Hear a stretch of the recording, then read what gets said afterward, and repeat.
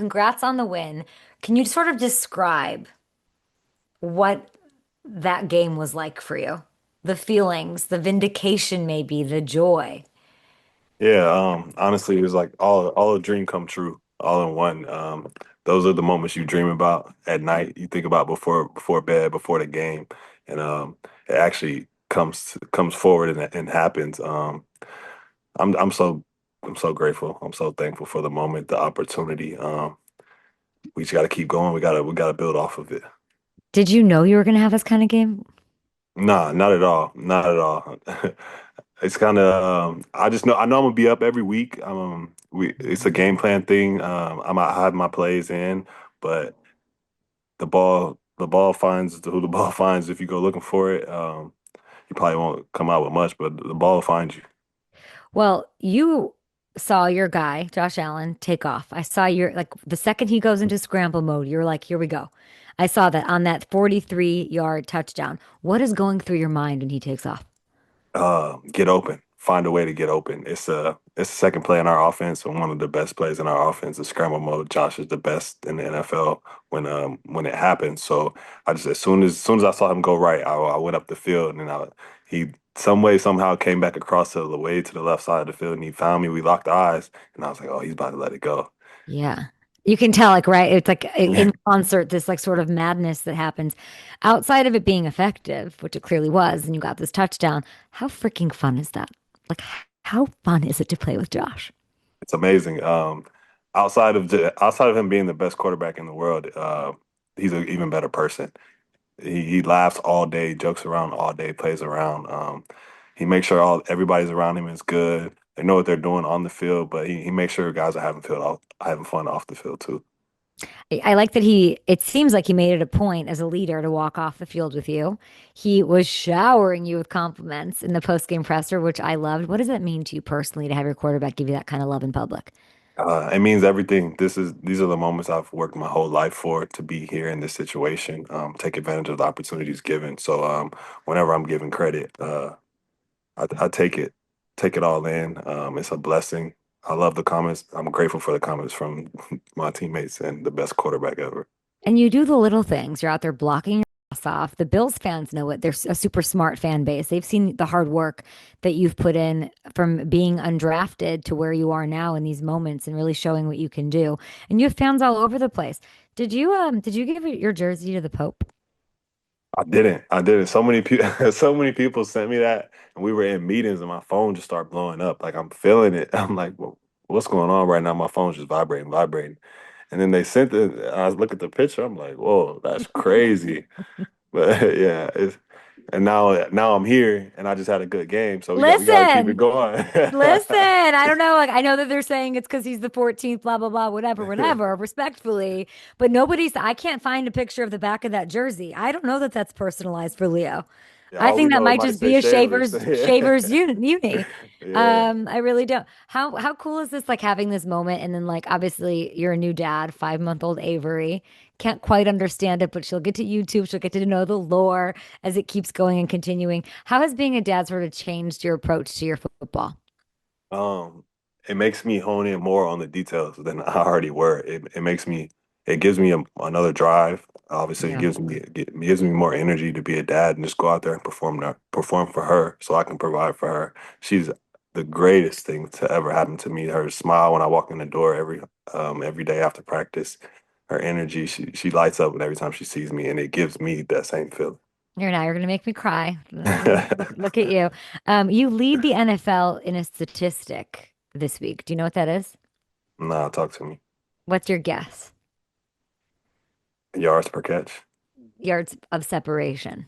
Mm. You averaged 6 yards of separation on 15 routes against Tampa. That's first in the league.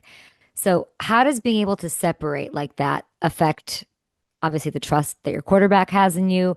Like, how do you do that?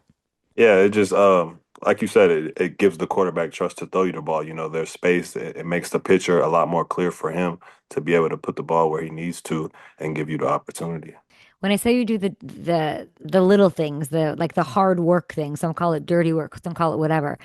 You made the key block that allowed Ty Johnson to finish that 52-yard touchdown. I saw that. My whole staff, we were like looking at it from all the angles we could this morning without you sprinting across the field somehow at 6'4" to get in front of that last defender. I don't think Ty scores there. What does a play like that say about you? It just shows what the type of player and the type of teammate that I am. I'm not just out here for me, out here for my successes. I want everybody to succeed. And at the end of the day, it's all about getting a W. And whatever the team needs for me to do that, I'll do it. What's this background in film production I'm hearing about? Tell me. Yeah, yeah. So I got a my undergrad from University of Alabama in creative media, Okay. and it was basically like film production. I learned pre-production, I learned post-production, like making edits Hold and on, now I gotta everything. sit different. I gotta like do my. Yeah. I'm holding this microphone crazy. Like now I should have had my together. Nah, yeah. But I learned everything. I learned how to script write scripts, to do it all from top to bottom. And I actually had a class where I had to be a news anchor, and it was one of the greatest experiences ever. And you don't really realize how hard it is until you got to do it. It's not that hard. No, It's it's not that hard. hard. Reading the teleprompter, it's rolling so fast. I barely read it. I'm bad at the. I'm not. I kind of do what I want. Okay, start a telecast. What did you like? Welcome to what? What was it like? Try to recreate it for me.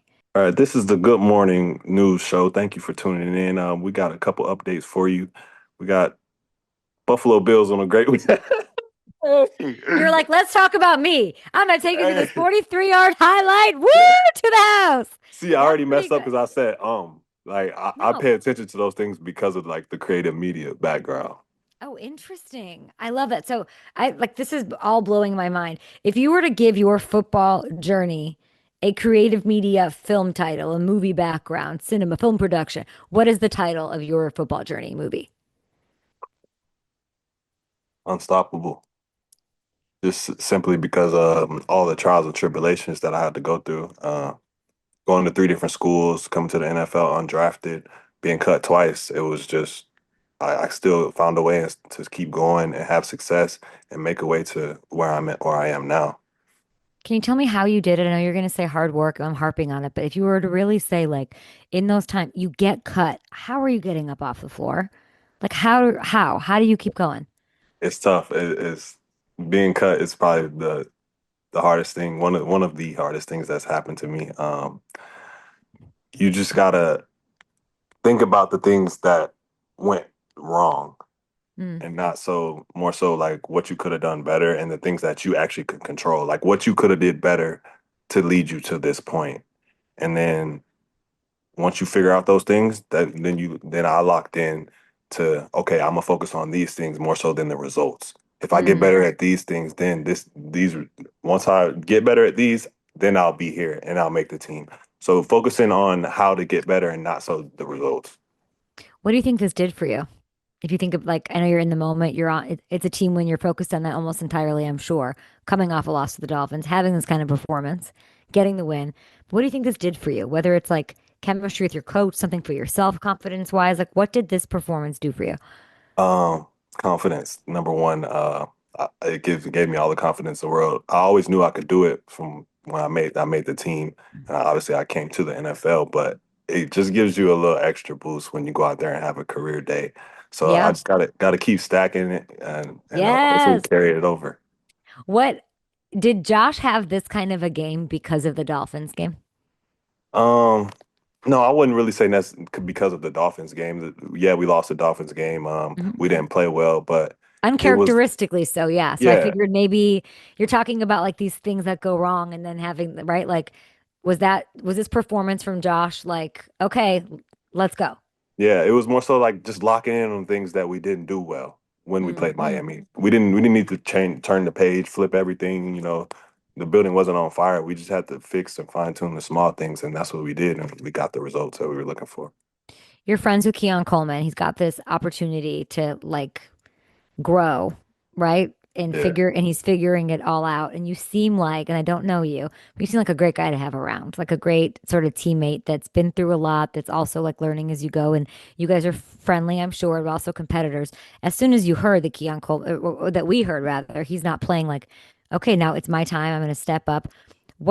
How do you manage that relationship? Like, is he in your ear giving you supporting you. What is that like? Yeah. I have no idea what that could be like.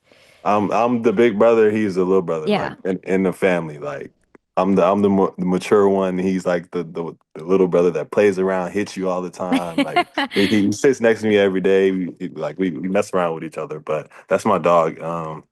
And he definitely supports me, even though like things aren't going his way. And I think that's just the relationship that we've built over time since he's been here. Even when I wasn't having these results, I was still supporting him the same way. And I think that because I did that, he does the same for me. But that's my brother for sure. What would you like to tell fans who have frustrations with Keon Coleman? What the one that you know, the one that you see, the one that you know is going to show up for this team. What do you want to say about Keon? Just want to say he's not perfect. Like, he is human at the end of the day. We all are human. Everybody makes mistakes. He's learning from them, and he's young. At this, like we got to remember that he's young, and also I think like just previous situations, going back to the Marshawn Nealon situation, like everybody RIP to him as well. Like mental health is real, and everybody's like bashing him, talking about him. Like I'm not saying he's in a bad spot or anything, but also let's just remember that he's human at the same time, and he will learn from these mistakes and he will bounce back. I know Ty, he that's will. beautifully said. Absolutely beautiful. So before you maybe send that message or hit the tweet button or whatever, think about the humanity of it. It's what you're saying. For sure, 100%. That's incredibly well said. And you really you do sound like a big brother. Do you know who I love on your team? Talk Maxwell to me. Hairs Maxwell Hairston. Joker. What do you mean? That's his Joker. name? That's his nickname, Joker. Why do you call him that? Have you seen his smile? Yeah. I just think I met He him at the looks like the draft. Joker. Oh, I met him at the draft. Oh, you think so? Yeah, with the big Mm. smile, big white pearly teeth. That's my dog, though. I just like loved him. Like his energy. This is before he's a Bill, and I'm like, oh my gosh, I just can't wait till midseason when like the Bills, like you'll witness what this is all about, right? And I like when he went up there with his sister, and they were doing all that. I like loved this storyline, and he's turning heads now, right? 4 games ago, he makes his debut, 2 picks already. He gets a pick off Mahomes, this Joker. Okay, you go up against him in practice. Tell me about his game. Physical, and he's a little bit smaller guy, but like you get up there and you go against him, he's going to be physical with you for sure. He's tenacious, he's aggressive, and obviously one of the fastest DBs in the NFL. He can run with anybody. He has really good technique. Max is going to be a star in this league. I really believe it. I agree. Speaking of physical, tough defense for you this week. Yeah, Stingley patrolling the secondary. How excited are you for that challenge? I'm excited. I love big games. I love big challenges. Best defense in the NFL. Stingley, Lassiter. They have a really good secondary over there. Physical. They're tough technicians. We got our hands full, but we just gotta focus on the things that we can control, and I think we should be good. It is really a pleasure to meet you. You're very easy to root for, which is what I'll be doing. I hope you and I like Stingley. Love you. Love you, Yeah. Texans. Think you might be playoff bound. That's fine. But I hope you go win some routes Thank you against so Houston. much.